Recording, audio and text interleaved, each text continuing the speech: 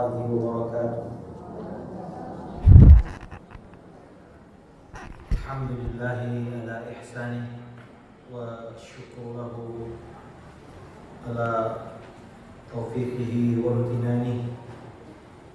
أشهد أن لا إله إلا الله وحده لا شريك له تعظيما لشأنه، وأشهد أن محمدا عبده ورسوله الداعي إلى رضوانه، صلوات ربي وسلامه وعلى آله وأصحابه وإخوانه. Amma ba'du, hadirin dan hadirat para jamaah ummahat yang dirahmati Allah Subhanahu wa taala. Pertama-tama kita bersyukur kepada Allah Azza wa Jalla atas taufik dan hidayahnya kepada kita semua, berkhusus kepada para ummahat sekalian. Pada hari ini Allah Ta'ala kembali memudahkan kita untuk hadir di salah satu taman surga yang ada di muka bumi ini, di mana taman surga yang disebutkan oleh Nabi SAW adalah hilaqul dzikr, majelis ilmu yang dengannya kita mengingat syariat-syariat, mengingat ajaran-ajaran Allah Azza wa Jalla, mengingat larangannya, mengingat perintahnya. Dan ini salah satu yang Nabi SAW sebutkan sebagai Riyadul Jannah, taman surga Allah di muka bumi ini. Maka saya berdoa kepada Allah Azza wa Jalla, ibu-ibu, sebagaimana ibu-ibu dimudahkan menghadiri taman surga di dunia, maka saya berdoa kepada Allah Azza wa Jalla semoga Allah Ta'ala juga memudahkan kita semua untuk masuk di surga di akhiratnya kelak nanti. Amin. Nah, ibu-ibu, kita kembali ke pembahasan kita, kitab Al-Kabair yang dikarang oleh Imam Adz-Dzahabi, seorang ulama dari kalangan mazhab Syafi'iyah. Dan kita masuk ke dosa yang Al-Kabiratu Ats-Tsaniyah, dosa besar yang kedua, yaitu qatlun nafs, membunuh jiwa. Ya, membunuh jiwa. Di sini beliau menjelaskan atau menggambarkan bagaimana membunuh ini salah satu dosa besar yang sangat berat hukumannya di dalam agama kita. Ada kurang lebih 22 dalil, ya, Al-Quran dan hadis yang beliau sampaikan di buku ini yang menunjukkan betapa besarnya, ibu-ibu, bahaya membunuh ini. Dan kita tahu, ibu-ibu, pembunuhan pertama sudah ada di sejak peradaban awal manusia, yaitu putra Nabi Adam alaihissalam. Ketika salah satu putranya membunuh putra yang lain. Dan ini menunjukkan bagaimana Allah Azza wa Jalla sebutkan dalam Al-Quran, malaikat ketika Allah Ta'ala menyampaikan akan menciptakan makhluk atau khalifah yang akan tinggal di bumi. Kata Allah Azza wa Jalla, wa idh qala rabbuka lil malaikati inni ja'ilun fil ardi khalifah. Apa jawaban malaikat, ibu-ibu, terhadap keinginan Allah untuk menciptakan khalifah, pengganti generasi? Kata para malaikat, qalu ataj'alu fiha may yufsidu fiha wa yasfiku ad-dima. Ya Rabb, apakah Engkau akan menjadikan makhluk yang akan merusak dan menumpahkan darah? Perhatikan, ibu-ibu, malaikat di antara uzur yang ia sampaikan kepada Allah, ini ada dosa yang akan dilakukan mereka. Dan ini akan menunjukkan betapa besarnya dosa maksiat ini di dalam pandangan para malaikat. Tentu banyak dosa, tapi yang disebut adalah wa yasfikud dima, yakni menumpahkan darah. Bahkan kata sebagian ulama, yufsidu biha, yaitu merusak di dalam bumi. Itu semua bentuk dosa. Semua dosa adalah hakikatnya kerusakan. Ya. Nah, maka kata permain dalam kaidah ilmu tafsir disebutkan, menyebutkan yang khusus setelah yang umum. Ya, jadi Allah Ta'ala, malaikat menyebut merusak, lalu kemudian menyebut membunuh, padahal pembunuhan termasuk kerusakan. Tapi kenapa disebutkan yang kedua kalinya? Menunjukkan pentingnya, urgennya, bahayanya masalah membunuh jiwa ini. Maka lihat ibu-ibu, malaikat ya menyampaikan kepada Allah tentang bagaimana bahaya ya Allah, kau akan ciptakan makhluk yang akan menumpahkan darah. Ya, wa nahnu nusabbihu bihamdika wa nuqaddisu laka. Sementara kami mensucikanmu, mengagungkanmu, ya. Kemudian Allah Taala berfirman, qala inni a'lamu ma la ta'lamun. Nah ini ibu-ibu di antara kemudian juga kita dapati di antara tanda-tanda akhir zaman yang banyak disebutkan dalam hadis Nabi SAW adalah kathratul haraj, banyaknya pembunuhan. Ya, begitu mudahnya orang membunuh. Ya, begitu ringannya orang membunuh. Ya, menumpahkan darah saudaranya. Dan kita dapat hari ini, ya kita lihat baca berita-berita bagaimana hanya emosi sesaat atau hanya masalah yang kita anggap sepele, tapi ujungnya adalah membunuh. Nah, karena yang diulang Allah SWT, kita akan coba menggambarkan atau menjelaskan satu persatu dalil-dalil yang disampaikan oleh Syekh di sini, ya, tentang bahaya pembunuhan itu. Baik, dalil yang pertama adalah yaitu surah An-Nisa ayat 93. Ini dalil yang pertama. Kata Allah Azza wa Jalla, "Wa may yaqtul mu'minan muta'ammidan." Barang siapa yang membunuh mukmin ini, itu kita dapati nanti pembunuhan ada macam-macam, ada membunuh. Jadi level pembunuhan itu beda-beda, tergantung di antaranya faktor adalah siapa yang dibunuh. Membunuh orang mukmin tentu beda dengan membunuh orang kafir. Nah, orang kafir pun juga levelnya bertingkat-tingkat. Ya. Ada yang kafir zimmi, kafir yang punya perjanjian damai dengan kita. Ada yang kafir harbi, kafir yang menyerang kita. Bahkan membunuh orang mukmin juga tingkatnya beda-beda, Ibu. Ada membunuh jiwa orang yang tidak berdosa, seperti orang-orang jahiliyah yang membunuh anak-anak perempuan yang masih bayi, ya. Atau membunuh orang saleh, para nabi dan Rasul alaihissalam tentu berbeda dengan yang bukan nabi. Jadi derajat pembunuhan itu beda-beda, ya, tergantung siapa yang kita membunuh ini, ya. Nah, di sini di ayat ini Allah tegaskan yang dibunuh adalah seorang mukmin, yakni beriman kepada Allah Subhanahu wa taala. Dulu orang Yahudi suka membunuh para nabi. Wa qatluhumul anbiya. Allah Taala mengulang-ulang bagaimana kegemaran orang Yahudi suka membunuh para nabi. Nah, kemudian apa kata Allah dalam ayat ini, Bu? Siapa yang membunuh jiwa? Nah, kemudian ada muta'ammidan. Ya, makanya kategori pembunuhan juga macam-macam, Ibu-ibu. Ada qatlul amd dalam fikih pembunuhan, ada namanya qatlul amd, membunuh dengan sengaja. Nanti kita akan bahas. Kemudian ada yang qatlu al-khata', tanpa sengaja. Ibu bawa mobil, terus ada orang nyebrang, dia nggak lihat-lihat, tiba-tiba lari, atau anak kecil tiba-tiba jalan lari naik sepeda, dia nggak lihat kiri kanan, lalu ketabrak sama kita, meninggal. Nah, ini namanya qatlul khata', membunuh tidak sengaja. Ya. Nah, ada yang namanya syibhul amd, mirip dengan sengaja. Nah, menyerupai sengaja, ya. Nanti kita misalnya kita ada orang berantem, ya, lalu dia pukul dengan sapu lidi begitu, ya, sapu lidi, ya, ma'ruf tidak akan bisa membunuh orang, ya, cuma sapu, ya, atau sapu hijau begitu. Tapi tiba-tiba ketika dipukul, kenapa orang ini meninggal?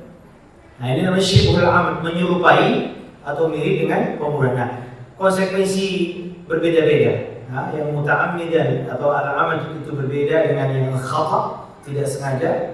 Kemudian juga yang syibhul amad, yang menyerupai sengaja juga berbeda-beda. Ini diatur dalam fikih Islam kita.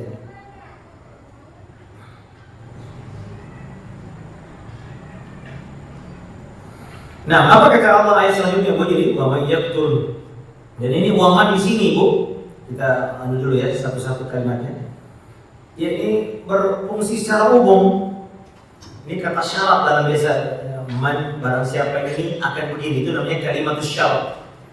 Dalam bahasa Arab fungsinya untuk memiliki makna umum. Ini dalam kaidah usul fikih kalau ada kalimat man itu berfungsi sebagai kalimat syarat atau kata syarat, maka dia berfungsi umum, artinya siapapun, ya, seluruh orang yang melakukan perbuatan yang akan disebutkan setelah kalimat itu, ya, akan mendapatkan, ya, balasan pada ayat tersebut.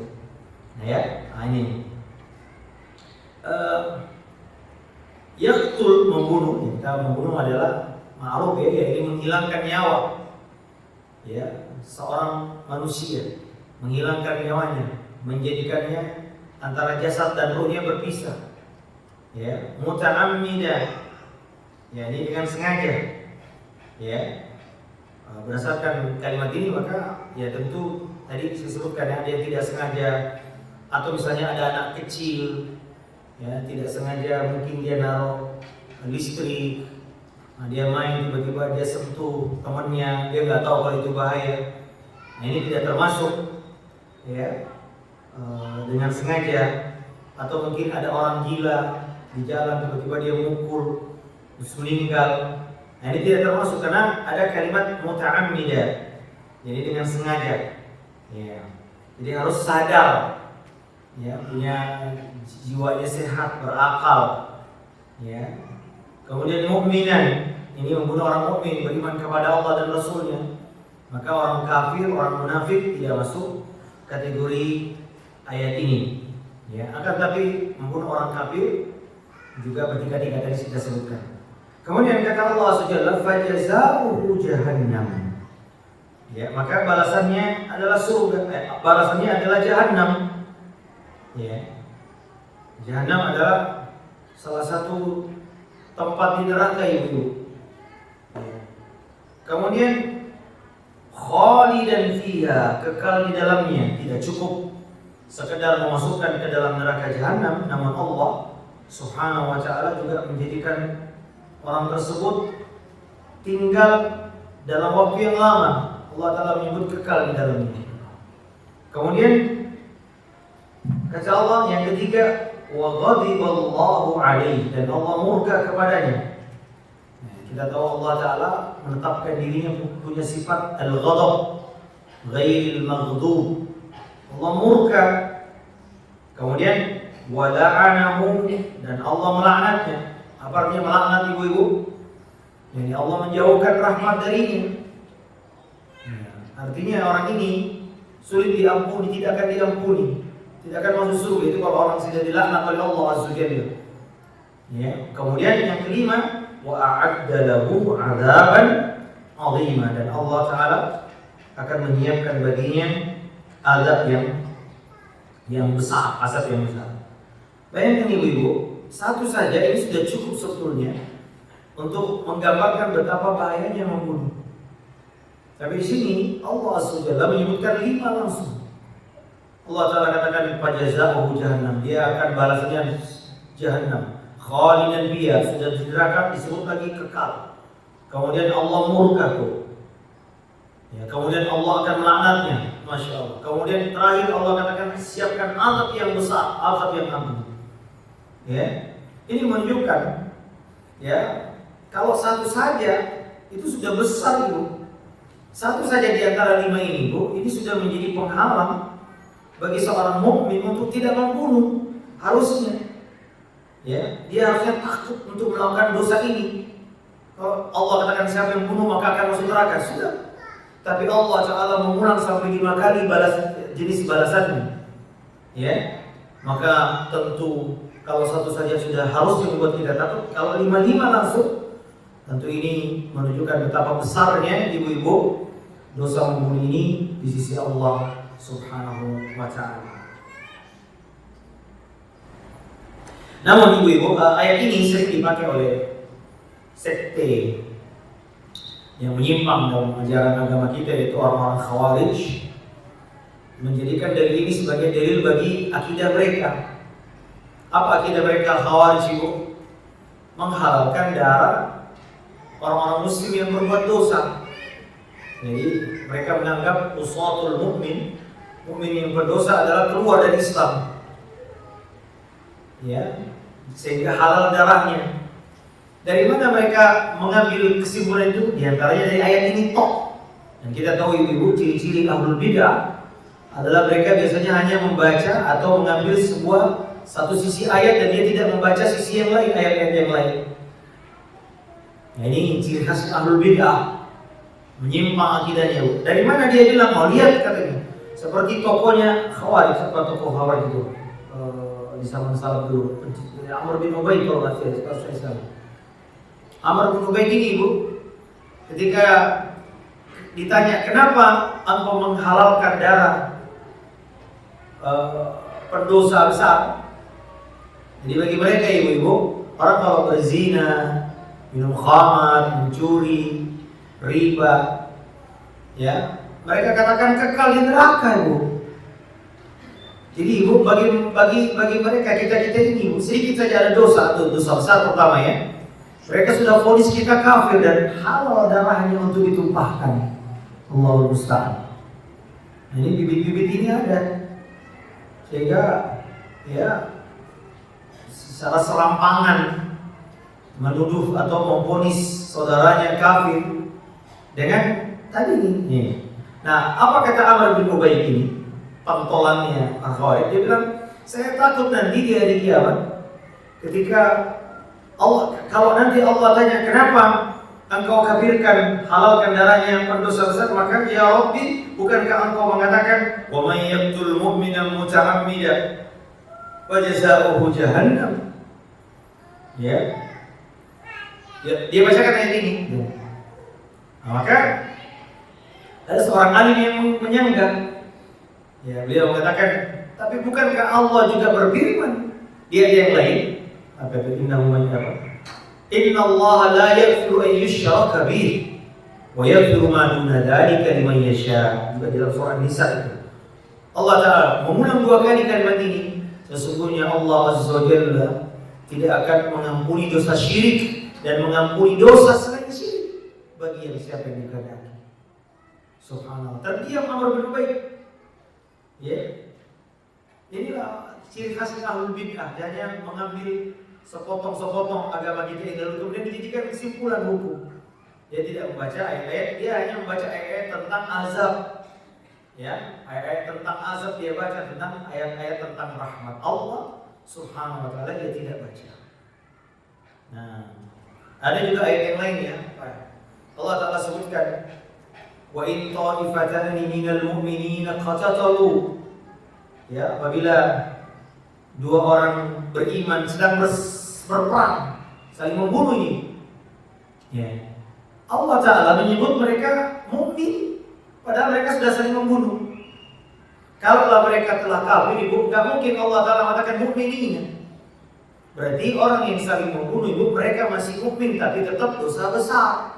Tapi bukan berarti dia telah kufur. Ini dalilnya dalam surah Al-Hujurat.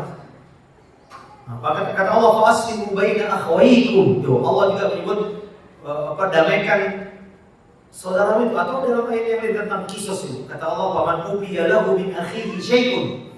Barang siapa dalam ayat sebelumnya yang membunuh dikisos, ya. Nah, tapi kata Allah, kalau saudaranya ada ahli warisnya yang terbunuh ini memaafkan, lihat dulu Allah katakan akhihi, saudaranya yang membunuh, ya, maka adalah dia memaafkannya. Jadi ada kisos namanya ibu, namun Allah Ta'ala ya menganjurkan kita memaafkan kalau bisa ya. Nah, kalau tidak ya kita boleh menetapkan kisos ya, ahli waris yang terbunuh ini. Nah, tapi Allah katakan akhihi, saudaranya. Orang yang sudah kafir tidak mungkin Allah sebut saudara kita. Ya, jadi kata Allah, maafkan saudaramu yang telah membunuh tadi. Paman ufiya lahu min akhihi syai'un, itu kata Allah sendiri. Nah ini dalil menunjukkan bahwasanya pembunuhan memang adalah salah satu dosa yang sangat besar, namun ia tidak sampai pada derajat kekufuran. Nah karena yang ibu, ayat ini ada iskal para ulama tentang mungkin kita bertanya-tanya ya ibu-ibu, bagaimana mungkin seorang membunuh seorang mukmin dengan sengaja bisa kekal khalidan, itu tadi kata-kata Allah khalidan fiha, kekal di dalamnya. Padahal kita tahu ibu, tadi saya sebutkan bahwa ulama Ahlus Sunnah menyepakati bahwasanya membunuh ini tidak menyebabkan keluar dari Islam.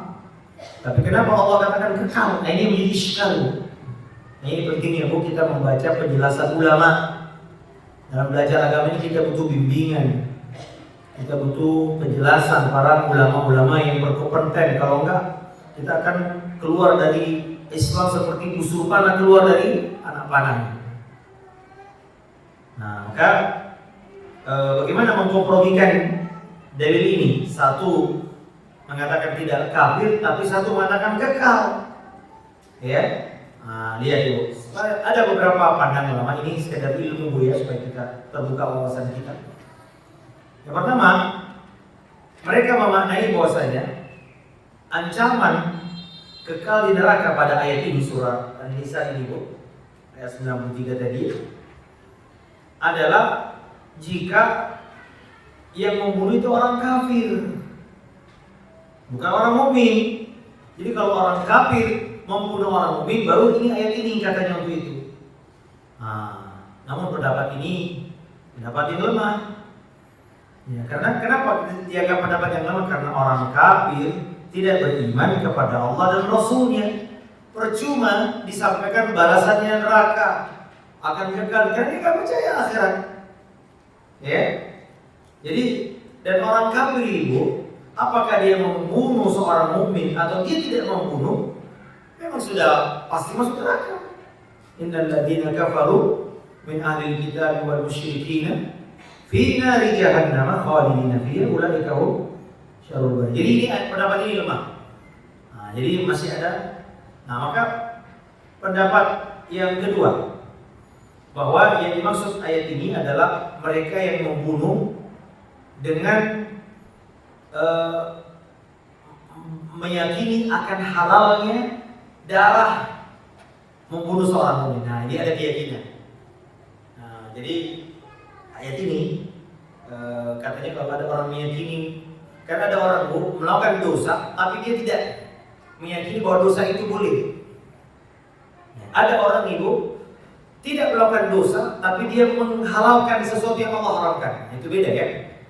Orang yang berzina dosa, tapi ada orang tidak berzina, tapi dia meyakini bahwasanya zina itu halal. Nah ini kufur nih, ya bu ya. Nah ini maka pendapat ini juga dibantah oleh sebagian ulama seperti Imam Ahmad rahimahullahu taala, mengatakan bahwa orang yang menghalalkan membunuh orang mukmin, ya, adalah kafir walaupun dia tidak membunuhnya. Paham maksudnya ibu? Jadi kalau saya tidak minum khamar ibu, ini bukan khamar yang dia putih, tapi saya mengatakan khamar halal, saya kafir karena saya telah menghalalkan apa yang Allah Ta'ala haramkan, atau sebaliknya mengharamkan apa yang Allah halalkan. Itu kekufuran walaupun saya tidak minum. Nah, makanya ada orang dulu ketika menghalalkan LGBT ya, udah ini cendekiawan Islam katanya bu ya. Dia katakan LGBT itu produk apa ya? Itu anugerah Tuhan, apa sih saya lupa. Harus kita ini itu hadiah dari apalah begitulah. Nah, dia bukan pelaku LGBT, tapi kalau dia mengatakan itu boleh, itu hal, dia kafir. Nah makanya kalau begini pendapat ini juga lemah. Karena kalaupun dia hanya menghalalkan dan dia tidak membunuh, tetap kafir. Nah maka sebagaimana kita bayi ayat ini, orang yang membunuh seorang mukmin dengan sengaja. Ini pendapat yang kedua, jadi dibantah juga. Pendapat yang ketiga menyatakan bahwasanya ada takdir syarat. Jadi ada kalimat syarat yang tersembunyi di situ. Jadi sehingga kalau kita baca ayatnya secara bebas, siapa yang membunuh mukmin dengan sengaja, maka balasannya neraka kekal di dalamnya kalau Allah membalasnya. Nah, itu ada takdirnya, takdir itu diperkirakan. Nah, jadi kalau Allah membalasnya, kalau enggak ya udah gitu kira-kira. Ya. Namun pendapat ini juga tidak surut dari kritik Ibu. Kenapa? Kata para ulama, apa faedahnya penyebutannya? Balasannya adalah jahanam. Kalau ternyata maksudnya terkait jika Allah membalasnya. Ya. Kemudian jika Allah Ta'ala membalasnya, apakah balasannya adalah kekal di neraka? Nah, kalau dia dikatakan iya, maka masalahnya akan kembali muncul. Bagaimana mungkin dosa yang bukan kekufuran dapat menyebabkan neraka? Jadi membulat begitu terus. Ini juga dibantah oleh ulama tentang ini. Ya. Nah, maka ini orang-orang menyimpang seperti tadi Khawarij ini, dia iskalnya di situ memahami ayat ini. Sehingga dia nggak ketemu ya sudah kita kafirkan aja deh. Sehingga ibu mereka ini yang membom, membunuh, naruh bom di pasar, mereka biasa-biasa saja karena mereka meyakini kehalalan membunuh jiwa seorang pendosa. Ya, maka pendapat yang lain yang ini Allah Ta'ala alam, ini yang sedikit mungkin lebih bisa kita terima adalah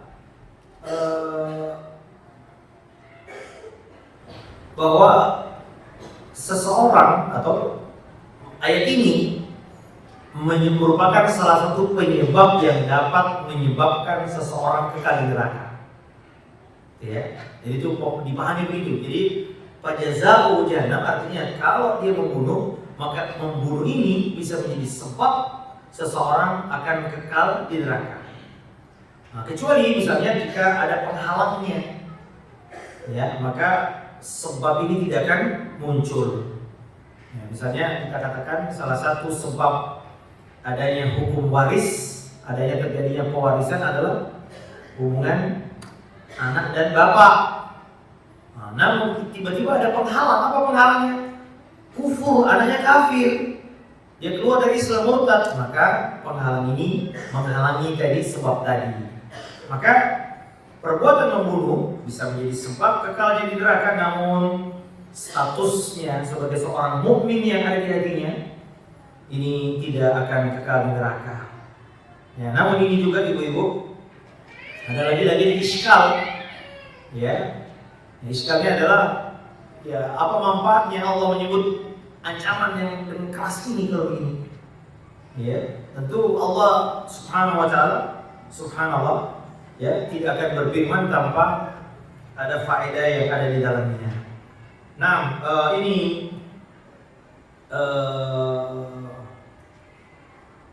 namun ibu-ibu ada juga yang mengatakan, karena ada hadis lain nanti kita lihat bahwasanya ada hadis yang disebutkan oleh beliau bahwasanya orang yang membunuh selama ia seseorang mukmin senantiasa berada dalam keadaan fushah, kelapangan, sampai selama ia tidak membunuh.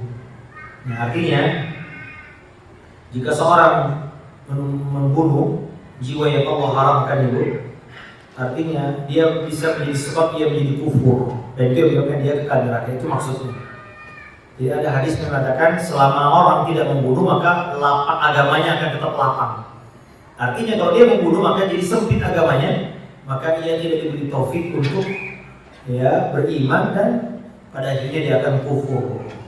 Ya, jadi kesimpulannya pada ini mengatakan pembunuhan dapat menyebabkan seorang mati dalam kafir. Gitu ya. Jadi kalau ada orang membunuh, orang sempit dadanya dan tidak diberi Allah taufik untuk taubat, sehingga dia mati dalam kekufuran, nah itulah yang akan menyebabkan dia kekal di neraka. Ya. Pendapat yang lain ibu, ini pendapat yang sedikit bisa diterima ya, adalah bahwasanya bahwa ini yang paling mudah diterima. Makna kekal di sini bukan kekal selama-lamanya, tetapi orang Arab itu sering menggunakan khalidina fiha, waktunya lama waktunya. Ya, bukan selama-lamanya tapi waktunya panjang. Jadi kalau ada orang si fulan di penjara selamanya, ya maksudnya bukan sampai dia ya selamanya sepanjang-panjangnya. Ya, bukan waktu yang singkat itu maksudnya. Ya, karena penjara kan tidak kekal. Ya. Tapi makna selamanya adalah itu. Apalagi Ibu, Allah tidak sebutkan khalidina fiha abada. Ada pun orang kafir yang sebutkan itu khalidina fiha abada, selamanya ya. Nah, cuma khalidina fiha, ya, kekal di dalamnya. Ya, jadi sehingga ayat ini memiliki makna bahwasanya pembunuhan bisa menyebabkan seseorang tinggal di neraka dalam waktu yang sangat lama. Ini pendapat yang mudah dan tidak sulit untuk menerimanya. Ya. Nah, ibu-ibu yang dimuliakan Allah Subhanahu wa taala, ini beberapa pendapat dan ini pendapat yang keempat dan kelima nampaknya ini yang paling bisa kita terima ibu-ibu. Sehingga walhasil ibu-ibu, insya Allah kita bisa keluar dari iskal ini dengan baik. Ini pentingnya kita mendapatkan penjelasan para ulama terhadap ayat-ayat atau hadis-hadis yang kelihatannya ada iskal di dalamnya. Baik, kita masuk ke dalil yang kedua. Ada 22 dalil, mudah-mudahan cukup waktu ya.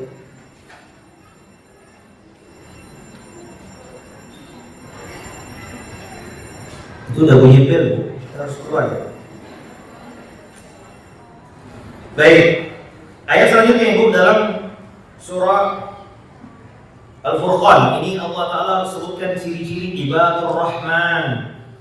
Ya, Ibu mungkin di akhir surah Al-Furqan Allah Ta'ala menyebutkan ada yang disebut dengan ibadur Rahman, hamba-hamba Allah yang Ar-Rahman. Di situ Allah Ta'ala sebutkan ciri-cirinya. Nah, di antara ciri-cirinya itu adalah yang ayat yang akan kita baca sekarang. Siapa mereka? Kata Allah Azza wa Jalla, "Walladzina la yad'una ma'allahi ilahan akhara." Mereka yang tidak berdoa bersama Allah dengan Tuhan selainnya. Artinya tidak melakukan syirik, tidak berdoa kepada selain Allah, itu maksudnya. Kemudian wala yaqtuluna an-nafsa allati harramallahu illa bil haqq. Dan ia tidak membunuh jiwa yang Allah haramkan dibunuh kecuali dengan cara yang hak. Nah, lihat Ibu ya, Allah Ta'ala menggandengkan syirik dengan membunuh. Penggandengan ini bukan tanpa maksud. Kata para ulama, ini untuk menunjukkan betapa bahayanya membunuh. Karena Allah gandengkan dengan topnya dosa. Dosa yang paling top, kemarin kita sudah bahas Ibu ya.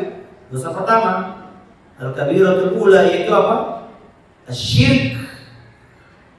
Nah, makanya Imam Al-Zahabi rahimahullah menempatkan membunuh qatlun nafs di nomor kedua. Bisa jadi beliau mengambil dari surah Al-Furqan ini. Ya. Kemudian yang ketiga, wala yaznun, dan tidak berzina. Wala yaznun. Kemudian kata Allah Azza wa Jalla, ibu-ibu perhatikan, Allah Subhanahu wa taala mengumpulkan 3 ciri orang yang ibadur Rahman, yaitu mereka yang meninggalkan syirik, tidak berdoa, meminta pertolongan, istighosah, isti'adah kepada selain Allah Azza wa Jalla, kemudian tidak pernah membunuh jiwa yang Allah haramkan untuk dibunuh, kemudian dia tidak pernah melakukan zina. Apa kata Allah? Wa may yaf'al dzalika yalqa athama.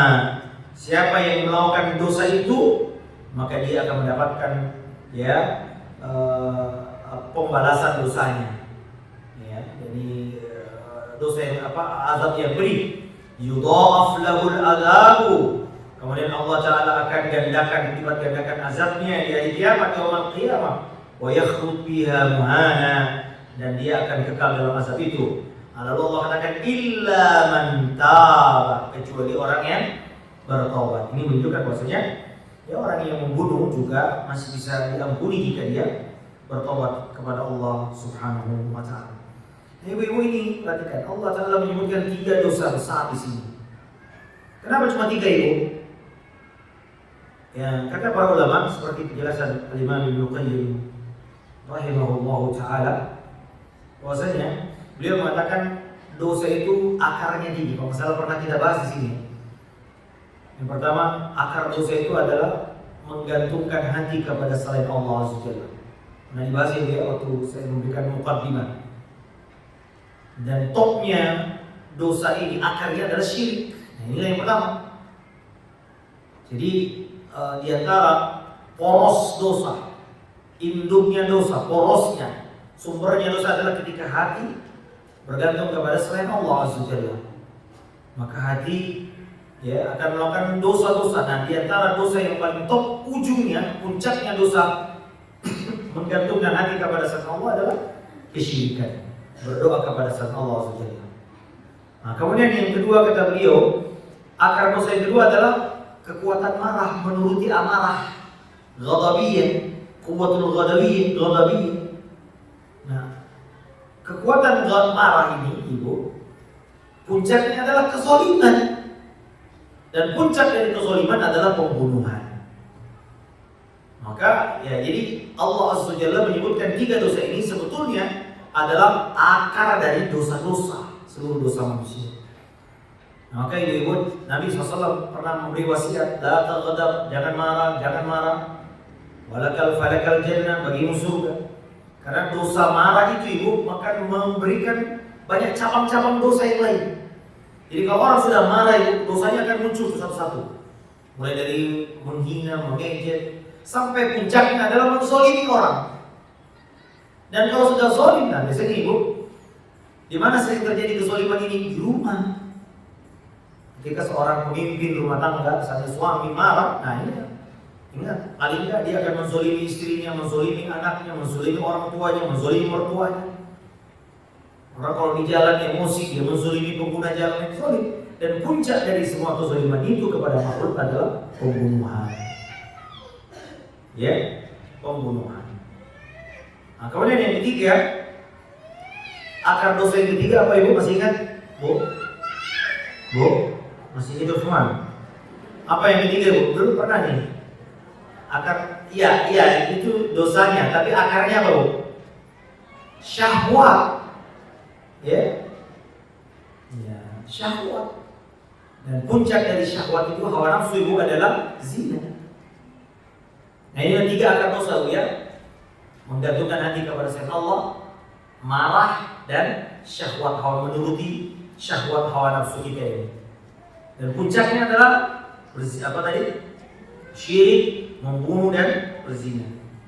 Nah oleh karena itu yang dilakukan Allah SWT, Imam Az-Zahabi ya menjadikan ini dalil bahwasanya besarnya dosa pembunuhan karena Allah Subhanahu wa taala menggandingkannya atau menjadikannya tiga dosa besar. Ya apabila ini semua bisa dihilangkan ibu, artinya ibu, kalau kita bisa menghindari tiga dosa besar ini, ya maka berarti kita sudah mulai bisa mengikir akar-akar dosa yang lain. Ya, dan ini dalil yang digunakan oleh Al-Imam Az-Zahabi rahimahullahu ta'ala. Kemudian kita masuk ke dalil yang berikutnya ibu, adalah surah Al-Maidah ayat 32. Allah tabaraka wa ta'ala menyebutkan, "Man qatala nafsan bighairi nafsin aw fasadin fil ardi faka'annama qatala an-nasa jami'a wa man ahyaha faka'annama ahya an-nasa jami'a." Kata Allah Azza wa Jalla, barang siapa yang membunuh seorang manusia ya bighairi nafsin, nah ini maksudnya apa? Bukan karena orang itu membunuh orang lain. Artinya di antara sebab yang dibolehkan kita membunuh adalah karena orang itu telah membunuh, namanya qisas ya. Itu boleh, makanya Allah Ta'ala katakan illa bilhaq, kecuali dengan cara yang benar. Maka di antara jiwa yang boleh dibunuh dalam Islam apa itu?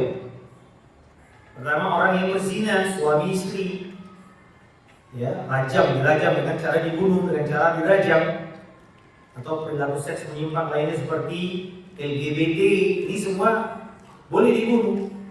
Kata Nabi, at-thayyibuz zani, orang yang sudah menikah dan berzina. Ya, kemudian yang kedua, apa itu? Pembunuhan, kisos. Ya, maka dia boleh dibunuh. Kalau ada orang membunuh dan dia sengaja dan terbukti dia betul-betul membunuh, maka dia jiwanya boleh dibunuh. Nah, selain itu tidak boleh. Ya, maka Allah katakan barang siapa yang membunuh seorang jiwa bukan karena orang itu membunuh jiwa yang lain, atau fasadin fil ardi, atau bukan karena membuat kerusakan di muka bumi. Di antaranya misalnya membuat kerusakan ini adalah pembunuhan dengan cara begal atau merompak. Ya. Jadi sekarang di negeri kita ini ada namanya begal, ya. Mengambil hartanya terus dibunuh orangnya. Ini adalah juga di antara makna fasadin fil ard. Nah, itu juga boleh dibunuh, ya. Orang yang begal, sian ya, banyak orang-orang pulang dari kantor lalu dibunuh di tengah jalan. Ya. Faka'annama qatalan nasa jami'a. Maka Allah katakan, maka seolah-olah dia telah membunuh seluruh manusia. Ini menunjukkan besarnya bahaya membunuh. Allah Subhanahu wa ta'ala menyebutkan bahwasanya membunuh satu jiwa sama seperti membunuh seluruh jiwa. Apa kata para ulama? Karena seseorang kalau sudah membunuh jiwa berarti dia sudah meremehkan nyawa manusia. Berarti nyawa-nyawa lain juga akan dia remehkan. Nah, sebaliknya juga kata Allah, wa man ahyaha faka'annama ahyan nasa jami'a. Maka barang siapa yang menghidupkan, yakni menjaga jiwa, bukan menghidupkan yang apa, menjaga jiwa, memelihara satu jiwa, maka lebih seolah-olah dia menghidupkan atau menghidupkan jiwa seluruh manusia. Maka ibu ya ada kaidahnya, nggak tahu benarnya, kaidahnya hakim. Lebih baik membebaskan orang yang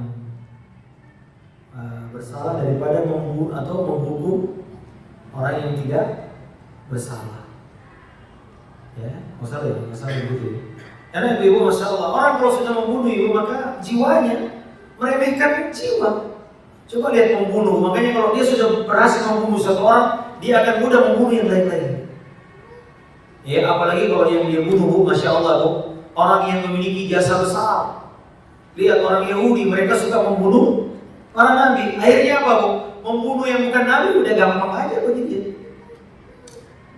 Subhanallah. Jadi coba lihat orang-orang jahiliyah ibu, mereka membunuh anak kecil, membunuh jiwa yang masih suci, bayi yang baru lahir. Fa'idal mawudatu su'ilat, kata Allah nanti di hari kiamat, anak-anak perempuan itu akan ditanya oleh Allah, bi'ayyi dzambin qutilat, kenapa dia dibunuh? Coba lihat bu, dia menganggap remeh ibu nyawa itu. 9 bulan ibu kandung, tiba-tiba ketika lahir diambil suami ibu lalu dia, oh perempuan, kita bunuh langsung dikubur hidup. Bagi dia nyawa nggak ada apa-apa, nggak direken bu nyawa itu. Maka lihat tuh, orang kalau sudah terbiasa jiwanya membunuh, lihat tuh bagaimana jiwanya orang Yahudi, ya di atas tumbuh di atas jiwa suka membunuh, maka lama-lama membunuh Nabi pun dianggap biasa. Padahal Nabi utusan Allah, ada mujizat loh bu. Nabi ini datang bawa mujizat, datang bawa kebenaran, tapi bagi mereka masa bodoh, mereka tetap membunuh. Nah, maka begitu juga ibu, ketika kita menjaga jiwa satu orang, bu, kalau ada pembunuh lalu kita bunuh, betul satu orang kita bunuh, tapi kita sesungguhnya telah menjaga kehidupan seluruh manusia yang ada di muka bumi ini. Dan ini di antara hikmah hukum qisas ibu, ya. Dan Allah Ta'ala menurunkan syariat tentu penuh dengan hikmah. Bukankah nama Allah adalah Al-Hakim, zat yang memiliki hukum yang penuh dengan hikmah. Dialah Allah yang menetapkan, memutuskan segala sesuatu dengan sempurna dan penuh keadilan.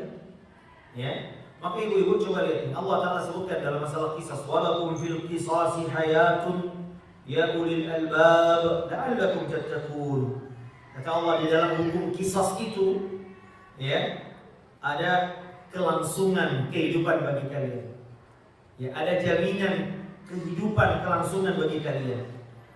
Ya, wahai orang-orang yang berakal. Makanya saya tidak tahu, saya pernah mendampingi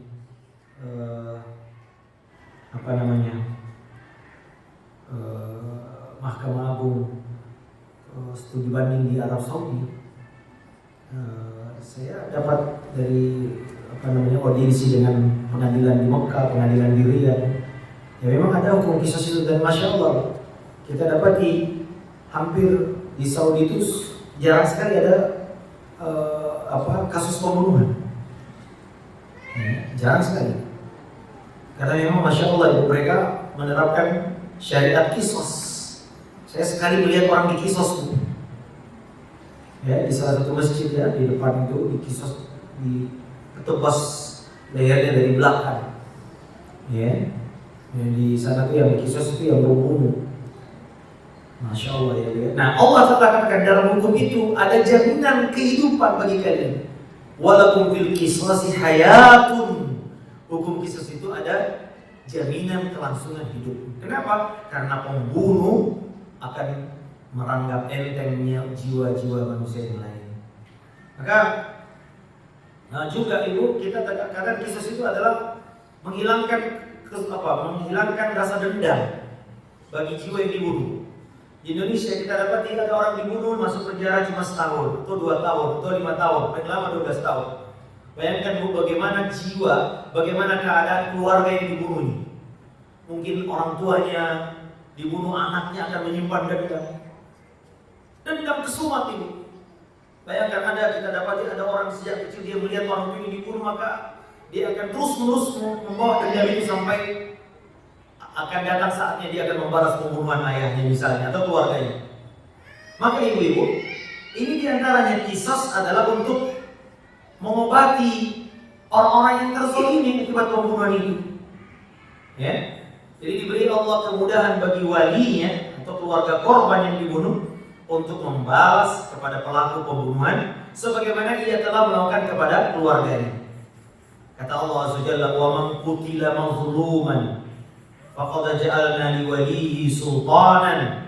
Barang siapa yang dibunuh secara zalim, maka kami telah memberi sultan, kekuasaan kepada ahli warisnya untuk memiliki hak untuk apakah dia membunuhnya atau tidak.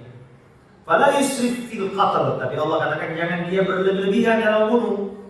Ya, jangan sadis cara membalasnya. Ya. Innahu kana mansura, sungguhnya ia akan mendapatkan pertolongan. Kemudian juga Ibu, bagi orang yang melakukan membunuh ini cara dia untuk bertobat. Ya, kebaikan bagi pelaku kejahatan, yaitu dengan ditegakkan kisah pada dirinya, maka Allah SWT menjadikan hukuman itu sebagai kafarah, penghapus dosa, sehingga nanti di akhirat ia tidak lagi dituntut. Tentu saja jika dia seorang muslim. Maka Imam Ahmad bin Hanbal rahimahullah ta'ala menyebutkan bahwasanya barang siapa yang berjumpa dengan Allah Azza wa Jalla dalam keadaan telah ditegakkan hududnya, hadnya di dunia, dan hukumannya dia sudah ditegakkan atas apa dosa yang dia lakukan, maka had itu, hukuman itu akan menjadi penebus dosanya, ya, sebagaimana yang telah sahih datang dari Nabi Sallallahu Alaihi Wasallam. Nah, ini ibu-ibu yang dimuliakan Allah Subhanahu Wa Taala, juga ya tentu terwujudnya kemakmuran, keberkahan bagi negeri yang menegakkan qisas. Sebagaimana Rasulullah SAW bersabda, "Haddu yu'malu bihi fil ardi khairun li ahli al-ardi min ayyumtaru arba'ina sabaha." Ya, di sini riwayat Ibnu Majah dinyatakan sahih Al-Albani rahimahullah. Satu hukuman had yang ditegakkan di muka bumi lebih baik bagi penduduk bumi itu daripada hujan yang menimpa mereka selama 40 hari. Ya, maka ibu-ibu yang dimuliakan Allah SWT, nah ini namun kisah ini ibu tidak sembarang ya, ada jenis-jenis pembunuhan. Boleh kita sedikit lihat secara fikihnya Bu ya, enggak apa-apa ya. Tadi saya sebutkan bahwasanya pembunuhan itu ada beberapa model Bu ya. Yang pertama adalah qatlul amad, pembunuhan dengan sengaja. Ya. Ini ada rukun dan syaratnya. Pertama ada korban terbunuh. Ya. Bila seorang sengaja membunuh korban dengan senjata api, ya, atau digunakan alat-alat pembunuhan yang biasa digunakan untuk membunuh, ya. Nah, ini. Jadi korbannya terbunuh. Ya. Kemudian ada kesengajaan atau ada niat, ada keinginan untuk membunuh korban. Ini penting ya, harus memenuhi dua jenis kesengajaan. Ya, sengaja membunuh dan sengaja menjadikan terbunuh sebagai korban. Qasdul al-majnil alaih. Ya. Seandainya misalnya tidak ada niat membunuh dengan menggerakkan senjata lalu senjatanya terlempar tidak sengaja dan membunuh orang ini, maka ini bukan kategori membunuh. Berarti ada orang main-main senjata tiba-tiba meletak, nah ini, ya. Atau dia sengaja menembak sesuatu, ya, dan ternyata dia pikir bukan orang, dia pikir apa, maka ini juga bukan sengaja, karena ia tidak sengaja atau berencana membunuh orang yang terlindungi darahnya. Kemudian yang ketiga itu alat yang digunakan, yaitu alat yang digunakan adalah senjata yang memang secara ma'ruf bisa membunuh, ya, seperti senjata tajam atau peluru, ya. Ini termasuk rukun pembunuhan, ya, ya. Ya, adapun syarat kesengajaan membunuh adalah perkara batin yang tidak mudah dibuktikan, sehingga memang agak berat biasanya, ya. Makanya biasanya hakim itu orang yang paling tahu bagaimana dia melihat perkara atau fakta-fakta atau korina-korina atau indikator-indikator dalam persidangan. Karena masalahnya ini masalah, namun fakta-fakta biasanya itu bisa ditetapkan oleh seorang hakim, ya. Sehingga dalam penetapan hukumnya biasanya dikembalikan kepada fakta-fakta, alat-alat yang digunakan atau sebab-sebabnya, atau ada indikator-indikator yang lain, fakta-fakta yang nampak. Nah, ya Bu ya, ini pembunuhan yang sengaja ini, ini bisa membunuh diri sendiri, juga bisa membunuh orang lain. Nah, ini di antara bentuk-bentuk pembunuhan yang disengaja, ibu-ibu, di antaranya misalnya membunuh dengan senjata tajam, ya, membunuh dengan senjata tumpul, tapi bisa membunuh karena beratnya, seperti batu besar, ya, atau melemparkannya ke tempat yang berbahaya yang dapat membunuhnya, seperti melempar ke kandang apa ya, kandang bebek, kandang singa gitu, ya, atau dilempar ke api, atau dilempar ke jurang, ya, ya, dan lain-lain, atau dikasih racun, Bu, ya. Racun itu bisa dengan cara dipaksa atau dia dimasukkan ke makanannya, ya, atau membunuh korban secara tidak langsung, ya, misalnya ibu memberi kesaksian, ya, yang membuat korban dibunuh. Saya bersaksi dia begini sehingga dia dibunuh. Ini perampok Pak, ini tadi ngambil ini, padahal enggak, ya. Akhirnya orang datang, misalnya, itu juga termasuk, ya. Setelah terbunuh baru dia ternyata berdusta. Nah, ini juga termasuk membunuh secara, ya, atau menyuruh orang lain untuk membunuhnya. Pertanyaan udah datang, karena ini baru 3 dalil, Bu, ya. Nah, 22 dalil, Bu. Allah. Jazakallah. Ya. Nah, ibu, jadi gini, dalam pembunuhan ibu ada 3 hak yang harus terpenuhi, yang harus dijamin pemenuhan hak-haknya itu, ya. Sekali lagi kita terus saja kesimpulan saja, karena banyak betul. Yang pertama ada haknya Allah Subhanahu wa ta'ala. Pembunuhan yang dengan sengaja tadi berkaitan dengan hak Allah, karena Allah yang melarang. Maka barang siapa yang membunuh berarti dia telah melanggar larangan Allah Azza wa Jalla.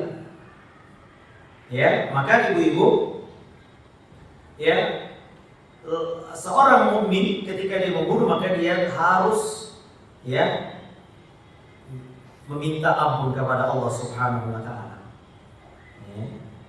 Jadi gugurnya hak Allah ini Ini yang paling mudah sebetulnya. Jadi kalau hak Allah itu, ya makanya Sufyan Ats-Tsauri mengatakan kalau kau bawa satu dosa berkaitan 70 dosa yang berkaitan dengan hak Allah, itu lebih ringan dibanding satu dosa yang berkaitan dengan hak makhluk. Ya ibu, makanya ibu Nabi itu kalau masalah utang, ya beliau sering mewanti-wanti jangan sampai kau punya utang, karena itu haknya makhluk. Ya, tapi kalau utang dengan Allah dan berbuat dosa, maka menggugurkannya Allah Ta'ala Maha Pengampun. Kalau kita bertobat dengan benar, taubatan nasuha, ya, maka ini dengan tobat yang benar, ya, hak ini tidak gugur kecuali dengan tobat yang benar dari pembunuhnya. Dan tidak cukup hanya dengan menyerahkan diri kepada korban, tapi dia juga bertobat kepada Allah Subhanahu. Oh, korbannya sudah memaafkan, ya, atau keluarga sudah memaafkan, tapi tidak, dia harus meminta ampun, karena di situ ada berkumpul 3 hak, haknya Allah juga ada di situ. Dan tapi ini yang mudah, ya. Nah, yang kedua haknya korban, ini yang susah ibu. Ini ada khilaf ulama Pak. Makanya ibu, Ibnu Abbas pernah mengatakan pembunuh itu tidak ada ampun baginya. Laka, apa itu saya agak lupa hadisnya. Kira-kira maknanya bahwa Ibnu Abbas mengatakan orang yang membunuh tidak ada taubat baginya. Nah, kata para ulama yang membawa hadis ini maksudnya dari sisi pembunuhan yang dilakukan, korbannya sudah terbunuh. Bagaimana dia mau minta ampun? Ibu, kalau ada orang yang kita zolimi, Bu, masih hidup orangnya, Bu, cari. Minta ampun sebelum nanti di akhirat dia akan menuntut kita di hari kiamat. Tapi kalau orang yang sudah meninggal, terus dia mau minta ampun gimana? Mau nangis-nangis di kuburnya gak bakal ada manfaatnya. Maka ibu ini beratnya itu di situ tuh. Maka Ibnu Abbas sampai mengatakan tidak ada lagi tobat baginya. Maknanya tidak ada tobat dari sisi yang korban yang telah dia bunuh. Mau minta ampun kayak apa? Apa di hari kiamat nanti orang ini mau maafkan? Dia butuh amalan, butuh pahala. Nah, maka ada khilaf ulama ibu. Bagaimana nanti jika korban yang dibunuh ini meminta haknya di hari kiamat dari pembunuhnya?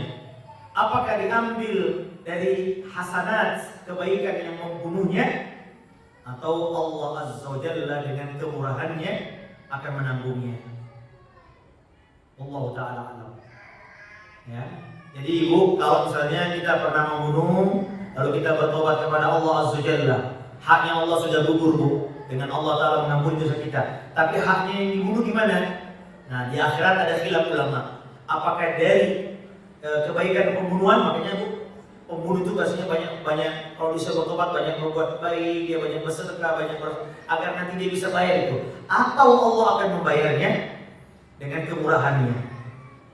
Ya, Allah Ta'ala alam. Imam Ibnu Qayyim mengatakan Allah Ta'ala yang akan menggantinya dari hamba-hamba yang bertaubat dan akan memperbaiki hubungan keduanya. Nah, itu yang paling benar. Allah alam. Tapi ini lagi-lagi makanya hati-hati kalau mau membunuh, karena belum tentu yang dibunuh ini rela haknya, ya. Nah, maka ini. Tapi kalau dia, Allah alam, kalau dia di dunia ini dia bertaubat, kemudian di akhirat nanti dengan kemurahannya Allah Ta'ala akan menggugurkan hak-haknya dan juga menggantinya di hari kiamat untuk diberikan kepada korban yang dia bunuh. Kemudian yang ketiga, haknya walinya, keluarga yang ditinggalkan, ahli warisnya.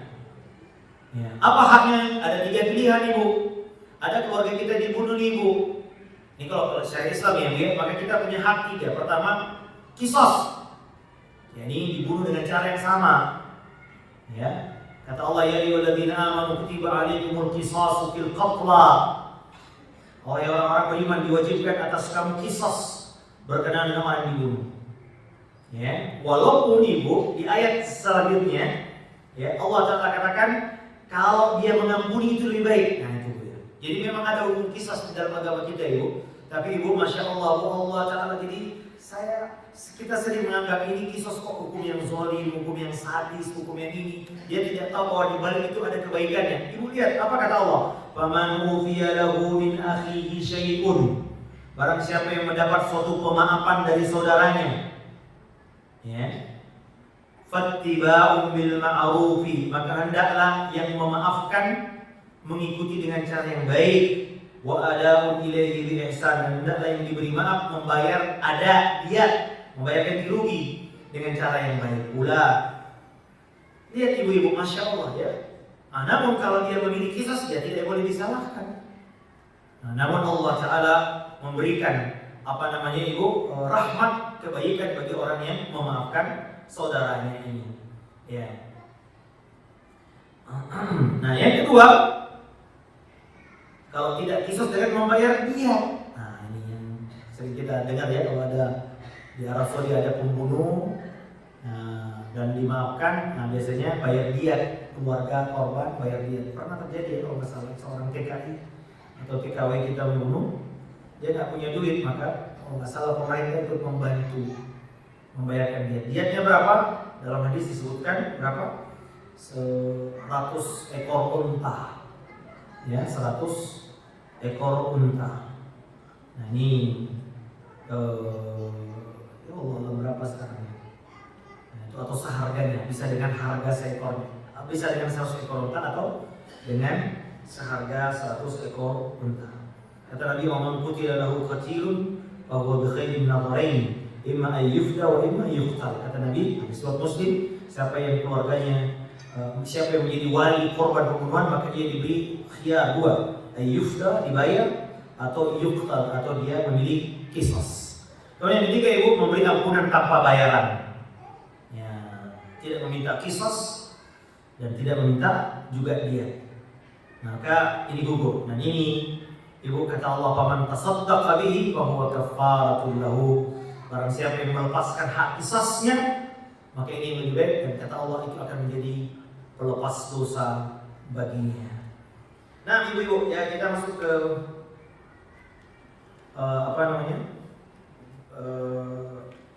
ada juga ibu jenis pembunuhan yang tidak sengaja ya, atau mirip sengaja. Kalau yang tidak sengaja itu bu, beda ya. Ya, itu tidak ada kisos. Ya. Kalau yang mirip sengaja itu bu, memukul orang lain di bagian yang tidak mematikan. Ya, hanya ditonjok sedikit begitu, tapi kok meninggal. Nah, ini tidak sengaja namanya. Ada orang pukul-pukulan. Nah, kata Nabi SAW, "Ala inna diyatal khata'i syibhil amali." Ketahuilah diat pembunuhan mirip dengan sengaja. Ya, diat pembunuhan yang mirip dengan sengaja itu apa? Kata beliau, "Kana bis-sauti wal asa mi'atu min al-ibil." Dilakukan dengan cambuk dan tongkat, adalah 100 ekor onta. Jadi kalau yang tidak sengaja ini bu, tidak dikisos tapi hanya membayar dia. Ya. Ini pembunuhan yang, jadi ada kesamaan dan perbedaan antara pembunuhan dengan sengaja dan tidak sengaja. Ya. Perbedaannya adalah kalau sama-sama tujuannya mencelakakan korban. Ya. Kalau pembunuh sengaja bermaksud membunuh, sedangkan pembunuhan mirip sengaja hanya sengaja mencelakakan, tidak ada niat membunuh. Ini perbedaannya ya. Kemudian alat yang digunakan, kalau pembunuhan dengan sengaja memang untuk membunuh, sedangkan dalam pembunuhan yang mirip sengaja umumnya tidak pakai untuk membunuh. Nah ini dia ibu-ibu ya. Namun konsekuensinya juga berbeda. Kalau yang tidak sengaja ini hanya membayar diat, ya. Ibu-ibu, kita masuk ke dalil berikutnya. Kata Allah Azza wa Jalla, "Wa idzal mau'udatu su'ilat bi ayyi dzambin qutilat." Ya, ini ayat yang terakhir ya. Ingat ketika di hari kiamat nanti anak-anak perempuan akan ditanya, kenapa mereka dibunuh? Nah, ini menunjukkan ibu bahwasanya pembunuhan nanti ibu, jangankan yang besar, yang kecil saja ibu akan ditegakkan haknya. Ya, jadi ini anak tidak berdosa, kenapa dibunuh? Tapi Allah Ta'ala tegakkan nanti mereka dia. Makanya mengatakan la tu'adduna al-huquqa yaumal qiyamah. Kalian akan membayar hak-hak orang yang dizalimi di hari kiamat nanti. Sampai Nabi mengatakan kambing yang pernah ditanduk akan ditegakkan haknya daripada kambing yang menanduknya. Kambing ibu. Bagaimana dengan manusia? Nah di sini Allah Ta'ala katakan jiwa yang dibunuh walaupun anak kecil ibu dia tidak berdosa, itu akan nanti ditegakkan haknya. Mereka akan ditanya oleh Allah, kenapa kau membunuhnya? Ya, maka ibu-ibu subhanallah ini pembunuhan yang sangat sadis. Ya, membunuh orang yang paling banyaknya saja, membunuh orang tua kita, membunuh anak kita. Ya, ini kita sering lihat ada yang harusnya kita sayangi, kita cintai, apalagi anak ini dikandung terus kemudian kita bunuh. Sekarang ada ibu-ibu membunuh bayinya karena dia tidak rela, atau mungkin pembunuhan atau hamil yang di luar nikah kalau dia membunuhnya. Ini dosa 2 kali lipat. Sudah dosa membunuh, dosa berzina, bertumpuk-tumpuk dosanya. Nah ini ibu, ini juga dalil yang digunakan oleh Syekh rahimahullah taala. Baik ibu, kita lihat sekarang dalil-dalil yang berkaitan dengan hadis-hadis Nabi sallallahu alaihi wasallam. Kita lihat ibu hadisnya. Kata Nabi SAW, ijtanibus sab'al mubiqat, jauhilah kalian 7 dosa yang membinasakan. Maksudnya membinasakan apa bu? Ya ini memasukkan ke dalam neraka itu. Kalau ada kata-kata binasa artinya masuk neraka. Ya maka Nabi SAW diantaranya menyebut syirik. Yang kedua adalah badzakara qatlan nafs allati haram Allah, yaitu Allah Ta'ala ini Nabi SAW menyebutkan membunuh jiwa yang Allah Ta'ala haramkan untuk dibunuh. Jadi ini menunjukkan ibu bahasanya dosa membunuh adalah dosa yang bisa terancam ya binasa, yaitu masuk neraka. Nabi menunjukkan 7 di situ. Ya, diantaranya adalah dosa itu. Kemudian juga ibu-ibu Allah Ta'ala Nabi SAW juga pernah ditanya, ayyul dzambi a'zam, dosa apa yang paling besar? Qala an taj'ala lillahi niddan wa huwa khalaqaka. Jadi engkau jadikan Allah tandingan padahal dia Allah yang menciptakanmu. Kemudian ditanya lagi, "Tsumma ayyu?" Apa itu sesudahnya? Kata Nabi, "An tuqtala waladaka khasyata an yut'ama ma'aka." Jadi kau bunuh anakmu karena takut engkau makan bersamanya. Engkau khawatir ya dia akan memakan makananmu bersamamu. Ya, kemudian apalagi yang kedua? Tsumma ayyu? Qala an tazniya halilaka jarika. Engkau berzina dengan istri dari tetanggamu. Subhanallah ibu, sini Nabi menyebut 3 yang harusnya tidak boleh. Ibu menjadikan Allah tandingan, padahal Allah yang menciptakan kita. Ini kebangetan.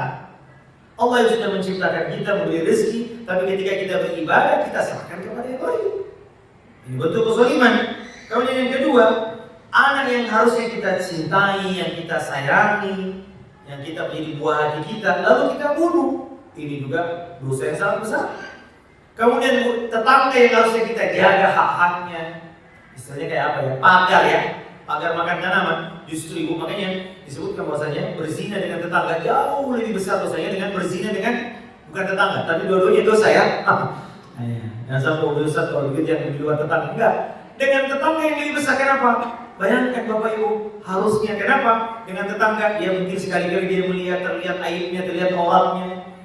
Tapi dia, maka ibu-ibu di antara adabnya dulu orang-orang jahiliyah ibu. Ini orang jahiliyah. Mereka menundukkan matanya ketika istri tetangganya lewat di depan rumahnya. Kenapa? Dalam rangka menjaga itu. Nah sekarang kita Indonesia saling-saling bertetangga kadang-kadang intip-intipan aurat. Istri tetangga pakai daster dia lewat di depan suami tetangganya, kemudian kelihatan auratnya pakai daster dia jemur. Sehingga kita dapati banyak kasus-kasus kita lihat ada perzinahan di antara tetangga dan tetangga. Ini besar dosanya. Nah, di antaranya adalah membunuh anak. Gara-gara apa? Takut kita bisa memberi makan. Nah, ini termasuk pembunuhan yang Masya Allah sangat. Jadi ibu lihat, Allah Ta'ala lagi-lagi menyebutkan 3 sama dengan tadi surah Al-Furqan ibu. Syirik, menjadikan Allah sekutu, tandingan, kemudian membunuh, kemudian berzina. Lagi-lagi Allah Ta'ala mengumpulkan, Nabi SAW mengumpulkan sama persis dengan tadi yang Allah sebutkan dalam surah Al-Furqan. Nah, selanjutnya dalil yang selanjutnya adalah kata Nabi SAW, ya, idza taqal muslimani bisayfayhima, jika 2 orang Islam bertengkar dengan pedangnya, ini berseteru, fal qatil wal maqtul finnar, maka yang dibunuh Ya, yang membunuh dan yang dibunuh dua-duanya masuk neraka. Maka para sahabat bertanya, ya Rasulullah, al-qatilu fama balul maqtul. Kalau yang membunuh oke, kita sudah paham. Tapi kenapa yang terbunuh juga masuk neraka? Kata Nabi, innahu kana harisan ala qatli sahibihi. Kata Nabi, karena dia punya niat, punya ada keinginan membunuh. Dan itulah makanya Ibu dilihat dari sisi niatnya. Dia cuma kalah cepat aja. Ya, maka di sini kita dapat Ibu bagaimana pentingnya kita menjaga niat ya. Karena dari sinilah kaidah itu dihukumi. Ya, dia sudah punya niat untuk membunuhnya. Dia sudah ada keinginan untuk membunuh sahabatnya. Nah, maka lihat Ibu, kalimat Nabi SAW mengatakan al-qatilu wal maqtul finnar. Dua-duanya masuk neraka. Dan ini menunjukkan Ibu bahwasanya orang yang membunuh ini juga kalau kita pakai tadi dalilnya adalah terancam masuk neraka jika tidak ada penghalang yang lain. Dan yang kedua maksudnya adalah orang yang membunuh Ibu dijauhkan dari taufik untuk bisa bertaubat, sehingga ada kemungkinan besar dia akan mati dalam keadaan kufur kepada Allah Subhanahu wa taala. Karena itulah kemudian dia terancam untuk masuk neraka Allah Subhanahu wa taala. Kemudian Ibu lanjut lagi, kita percepat dulu menuju 11. Nabi sallallahu alaihi wasallam juga bersabda, la yazalul mar'u fushatin min dinihi ma lam yatanadda bidamin haram. Kata Nabi SAW, senantiasa seseorang akan merasa lapang dalam agamanya, fushatan atau fushatin min dini, selama ia tidak menumpahkan darah saudaranya. Masya Allah ya.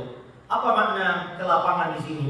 Kata para ulama Ibu, jadi kelapangan maknanya dia selama seorang tidak pernah membunuh, maka Allah Ta'ala menjadikan agamanya mudah untuk bertobat, mudah untuk beribadah, dadanya tidak sempit. Karena dosa membunuh adalah dosa yang bisa menyempitkan agama Ibu. Bisa menyempitkan agama artinya membuat dada kita sempit sehingga tidak bisa melakukan kebaikan-kebaikan yang lain. Maka Nabi mengatakan Nabi mengatakan orang yang membunuh itu menyempitkan agama sehingga dia tidak bisa melaksanakan banyak ketaatan. Nah, maka Nabi mengatakan selama dia tidak membunuh, seseorang akan merasakan kelapangan dalam agamanya. Nah, kalau sudah sempit agamanya Ibu, lama-lama dia akan murtad dan dia akan mati dalam keadaan kafir. Masya Allah. Waliyatubillah. Baik, kita lihat lagi Ibu hadis berikutnya. Kata Nabi SAW, la tarji'u, jangan kalian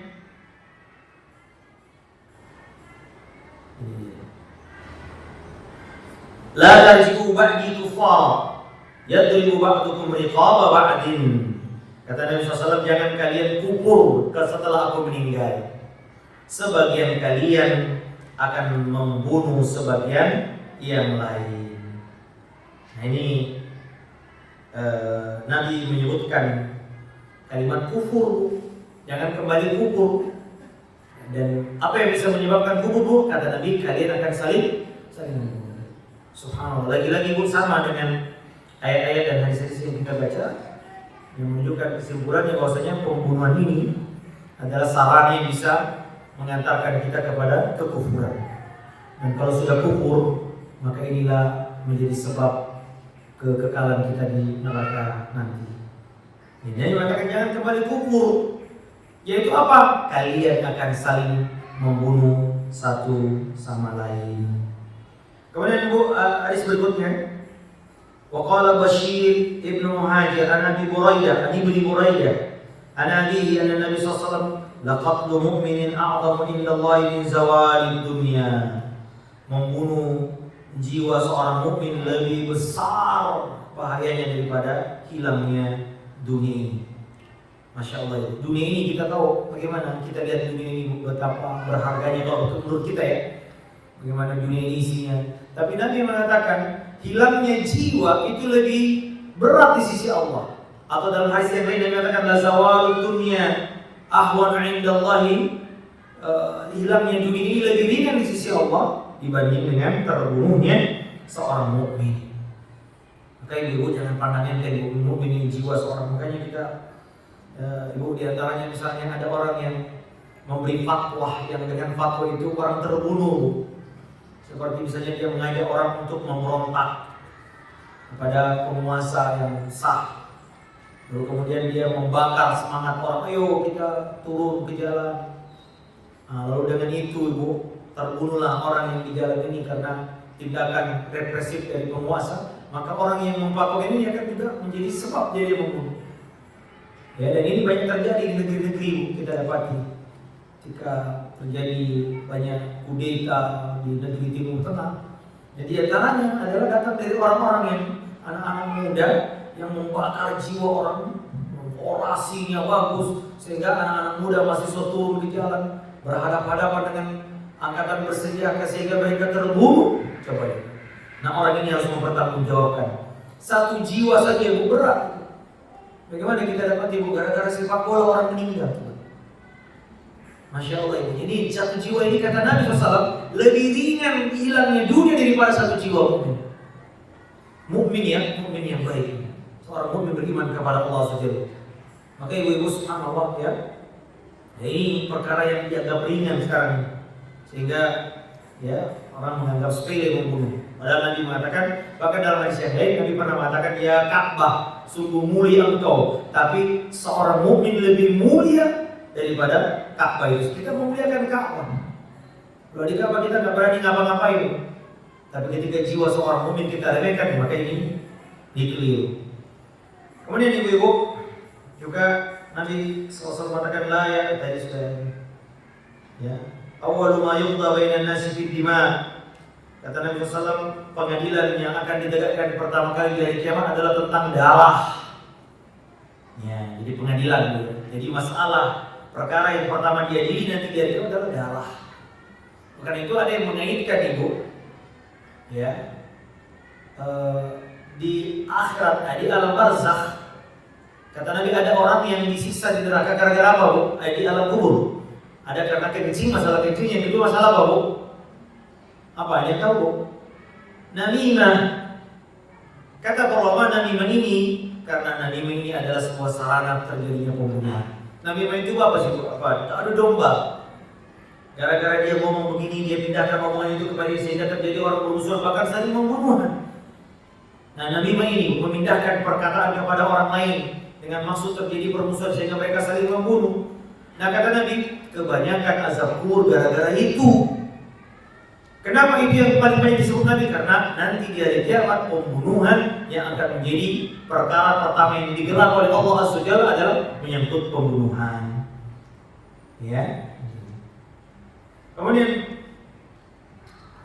hadis berikutnya Ibu. Ini menunjukkan bahasanya dia ini berat di sisi Allah karena itu yang pertama kali diadili. Ya. Perkara yang paling pokok penting biasanya sebaliknya juga masalah kebaikan yang pertama kali dihisab, sholat yang pertama kali dihisab. Nah, kalau yang masalah keburukan, darah ini yang pertama kali Allah. Makanya di azab kubur tadi apa Bu? Masalah tohara berkaitan dengan sholat. Nah, ini berkaitan dengan pertumpahan darah. Jadi ada hubungannya dengan itu semua. Baik Ibu, kita lanjut. Hadis berikutnya. Qala Rasulullah SAW akbarul kabairi al-isyraku billah wa qatlul uququl walidain. Tadi sudah kita sebutkan, Nabi menyebutkan dosa-dosa besar, syirik, membunuh dan durhaka kepada kedua orang tua. Kemudian juga Ibu, hadis berikutnya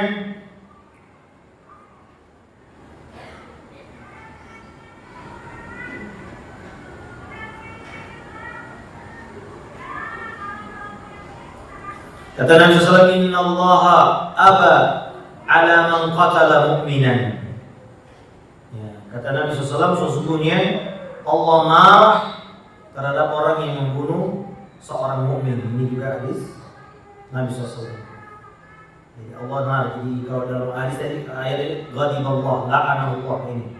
Kemudian hadis berikutnya Bu, ma min nafsin tuqtalu zulman illa kana 'ala ibni adam al-awwalu kiflun min damiha li'annahu awwalu man sanna al-qatla muttafaqun alayhi. Karena tidak ada satu jiwa pun yang terbunuh secara zalim melainkan darahnya atau dosanya akan ditanggung oleh anak Adam yang pertama kali membunuh. Siapa? Qabil. Karena dialah yang pertama kali mencontohkan pembunuhan. Ini jangan pernah menjadi orang yang menjadi pelopor keburukan, karena mengalir ada dosa jariah sebagaimana juga ada amal jariah. Kemudian dari Ibnu Umar radhiyallahu ta'ala Nabi SAW bersabda, "Man qatala mu'ahada," barang siapa yang membunuh kafir mu'ahad. Nah ini, kafir mu'ahad itu jenis orang kafir yang tidak boleh dibunuh. Jadi memiliki perjanjian damai dengan kita, atau mungkin ada yang menjamin keamanannya. Dia kafir, tapi dia terjamin karena ada perjanjian dengan kita. Kata Nabi SAW, "Lam yarih atau lam yurah rahatal jannah." Dia tidak akan mencium bau surga. Subhanallah itu. Lihat bagaimana membunuh orang kafir saja. Yang itu kafir yang ada perjanjian damai.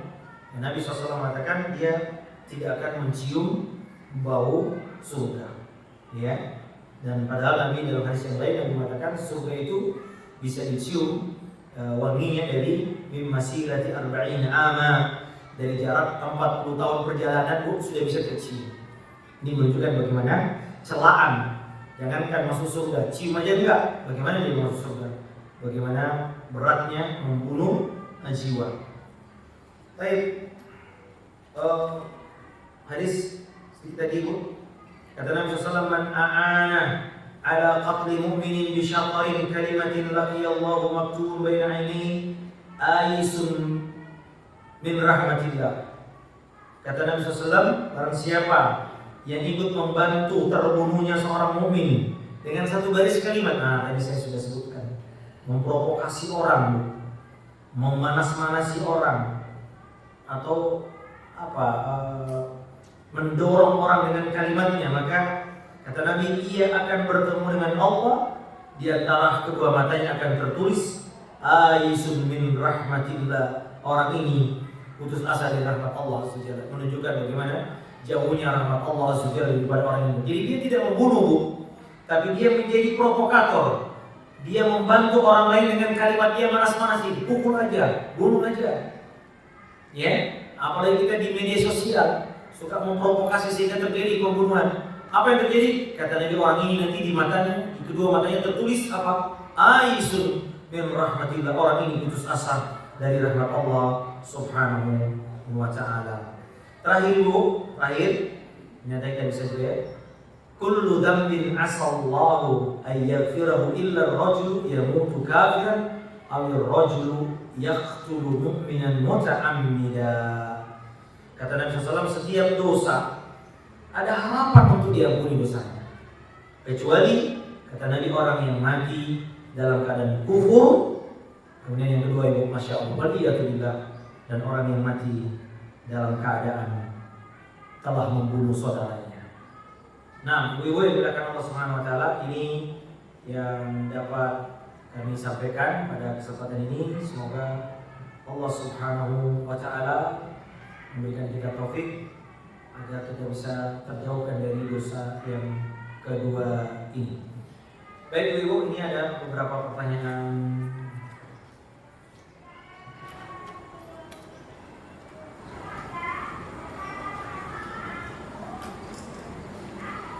Ustaz, Anda mau bertanya, orang yang melakukan dosa besar setelah bertobat dan menyesali perbuatannya, tetapi rasa takut yang berlebihan sesudah itu, walau orang tersebut tahu bahwa ampunan Allah lebih besar daripada dosanya.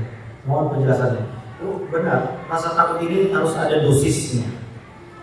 Kalau terlalu berlebihan, maka membuatnya putus asa dari rahmat Allah SWT. Namun kalau kurang, dia akan merasa aman. Makanya itu ada dua sisi yang harus kita seimbangkan, antara sisi berharap pada Allah dan juga sisi takut kepada Allah SWT. Ya, kan Allah Ta'ala muji-muji para nabi, kanu yusari'una fil khairat wa yad'unana raghaban wa rahaba. Allah Ta'ala menyebutkan dua sisi ibadahnya para nabi. Mereka beribadah kepada kami dengan takut dan harap. Nah, jadi setiap kita melakukan apa saja ibu, melakukan dosa saja, kita takut dengan akibat dosa kita itu bisa diazab di dunia dan di akhirat. Kita takut tidak diampuni, sehingga mendorong kita untuk bertobat, mendorong kita untuk kembali kepada Allah. Ya. Atau kemudian ya tetap ada berharap agar Allah Ta'ala mengampuni dosa-dosa kita. Begitu juga dengan kebaikan kita. Selalu ada takut dan harap. Setiap kebaikan kita takut akan tidak diterima, sehingga kita tidak ujub dengan amalan kita. Atau juga tetap juga kita berharap Allah Ta'ala menerima. Jadi selalu ada takut dan harap, selalu seimbang. Jangan terlalu berlebihan dalam harap, kita jadi sekte murji'ah. Jadi itu menyadarkan ya rahmat Allah nanti di hari kiamat, tidak perlu beramal. Nanti kan Allah Maha Pengampun, nanti gampang gak usah. Ini apa? Sehingga dia merasa aman, Bu. Ya. Atau kalau terlalu berlebihan takutnya dia akan putus asa. Ini biasanya setan datang, Bu. Udahlah, kamu gak akan diampuni, berat bro. Udahlah, sehingga apa? Akhirnya dia semakin terpuruk dan dia tidak. Ada pun orang yang mengingat dosanya, sehingga kemudian dengan itu dia selalu teringat dosanya, dan dosa itu yang membuat dia kembali kepada itu yang baik, Bu. Makanya ada perkataan para ulama, ada orang masuk surga karena amal, dan ada yang masuk neraka karena dosa. Dijelaskan bahwa orang yang masuk surga karena dosa adalah orang yang setelah berdosa lalu dia bertobat. Setiap dia mengingat dosanya, dia tersungguh dan bertobat kepada Allah SWT. Dan ada yang masuk surga karena amal, karena setelah beramal dia takjub dengan amalnya, sehingga dengan itu dia masuk neraka. Wabiyatu billah.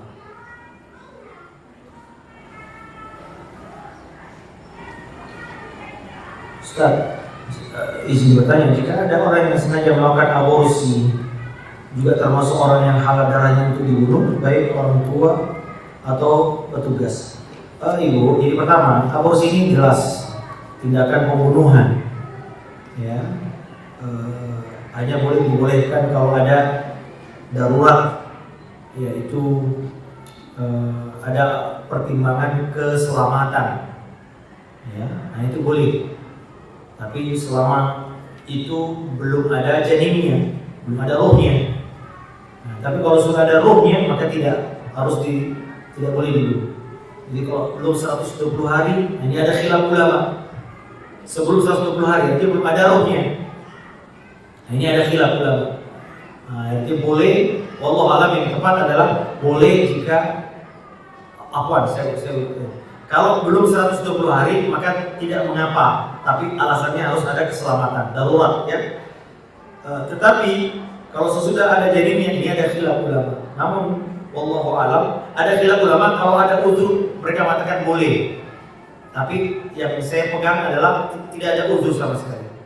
Karena sudah ada janin, sudah ada ruh. Nah, ini termasuk pembunuhan. Ya. Termasuk pembunuhan. Wallahu ta'ala alam. Jadi ini dosanya sama seperti membunuh. Ya, maka seseorang yang pernah melakukan ini hendaknya dia bertobat kepada Allah Subhanahu wa ta'ala. Tapi apakah dia harus dikisas? Yang mengkisas itu bukan kita, harus pemerintah atau penguasa yang memang berlaku di dalam syariat Islam. Makanya tidak boleh sembarangan, Bu. Dan saya ingatkan ibu-ibu, tidak semua pelaku dosa hanya bisa diampuni kalau dia melewati had. Jadi seorang pezina misalnya, kalau dia tidak dirajam, apakah nanti bisa diampuni? Bisa ibu, ya. Seorang pembunuh, dia tidak dikisas, tapi dia hidup tenang aja, tapi dia pernah membunuh, maka dia bisa bertobat. Cuma hukuman di dunia itu adalah sarana untuk membersihkannya. Tapi kalau dia tidak mau, apalagi misalnya kami di negeri itu tidak berlaku hukum kisas, maka dia bisa mengambil jalan yang baik, bertobat kepada Allah Subhanahu wa ta'ala. Itu bisa, ya, itu bisa. Jadi adanya dia bertobat kepada Allah. Ada 3 hak tadi, haknya Allah, haknya makhluk, haknya yang dibunuh, dan juga haknya bagi. Ustaz, bagaimana kalau ada orang yang menzalimi keluarga kita, lalu anak keturunan kita belum ridha? Ya, Ibu, Nabi SAW mengatakan, "Man kana lahu mazlamatun min akhihi", siapa yang punya kezaliman dari saudaranya, ya, maka adalah dia menghalalkannya. Adapun kalau kita yang dizalimi, Ibu, pertama, ya kita boleh membalasnya sebatas kezaliman itu. Ya boleh. Misalnya dengan apa? Ya melaporkan kepada pihak yang berwajib. Kalau dia betul-betul terjadi kezaliman pada harta, pada keluarga, pada nama baik, boleh. Namun ibu, jika kita memilih memaafkannya, jika kita memilih melapangkan dada, maka ini yang terbaik. Ya, mungkin kita doakan dia. Adapun jika anak keturunan kita belum ridho, ya ini tugas kita sebagai orang tua. Jangan sampai ibu ada permusuhan yang beranak turun. Dan saya tahu betul ada keluarga yang seperti ini. Jadi itu permusuhan dari kakek neneknya sampai sekarang. Diteruskan turun temurun itu perseteruan sampai sekarang. Maka tidak boleh, ya. Hendaknya kita memaafkan. Falyafu wal yasfahu. Kata Allah Azza wa Jalla, hendaklah dia memaafkan. Tidakkah kau suka Allah juga memaafkan engkau? Ingat itu, kata para ulama, al-jaza'u min jinsil amal. Balasan sesuai dengan jenis amalan. Orang yang mudah memaafkan, maka Allah Ta'ala juga akan mudah memaafkannya di hari kiamat nanti. Ustaz, pelaku LGBT layak dibunuh? Ya, iya, LGBT ini pun termasuk penyimpangan. Dan Nabi SAW mengatakan al-fa'ilu wal maf'ul, yang pelaku LGBT-nya atau yang korbannya dua-duanya dibunuh. Ya, maka ibu-ibu, subhanallah, ini kata Nabi, mau wajadtumuhu ya'malu amala qaumi Lutin, siapa yang kau dapati melakukan perbuatan kaumnya Lut, ini perbuatan Sodom, ya, faqtulul fa'ila wal maf'ula, maka bunuhlah pelakunya, yang dibunuh yang mensodomi dan yang disodomi. Ya, juga ada hadis Nabi SAW mengatakan, inna akhwafa ma akhafu ala ummati amalu qaumi Lutin. Sesungguhnya yang paling aku takuti menimpa umatku adalah perbuatan kaum Lut yang pada umatku. Dan ini sudah terjadi banyak. Juga Nabi SAW mengatakan, la'anallahu man amila amala qaumi Lut. Allah melaknat siapa yang melakukan perbuatan kaum Lut. Nabi mengulang 3 kali kalimat ini. Kemudian juga Nabi SAW mengatakan, la yanzurullahu ila rajulin ata rajulan aw imra'atan fid duburi.